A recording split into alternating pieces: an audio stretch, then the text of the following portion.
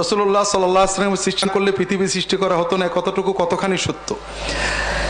এ কথাটুকু কোরআনেও নেই, হাদিসেও নেই। লাউলা কালামা খালাকতুল আফলাক, এটা জাল হাদিস। আমার এখানে দুটো বই আছে, একটা আমার লেখা হাদিসের নামে জালিয়াতি, আর একটা ফুরফুরার পীর আবু জাফর সিদ্দিকীর লেখা আল মওজুআত।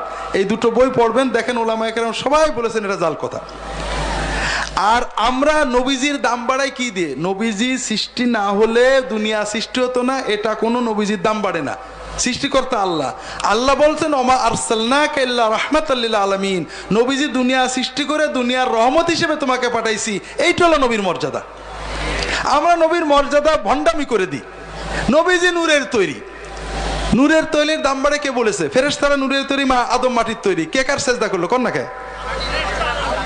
তাহলে নূরের দাম বেশি না মাটির দাম বেশি? নূর, চাঁদ নূর, ঠিক না? সূর্য নূর। আপনার গোসল ফরজ হয়েছে, অজু ফরজ হয়েছে, গোসল অজু করার ক্ষমতা নেই। আপনি 1 ঘন্টা সূর্যের নূরে গোসল করলেন, 1 ঘন্টা চাঁদের নূরে গোসল করলেন, পাক হবেন?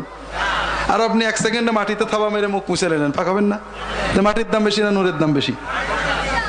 এই সমস্ত প্রথম যে এই যুক্তি দেয় হযরত ইবলিস, সে বলে আমি আগুনের তৈরি, আদম মাটি, আমি দাম বেশি।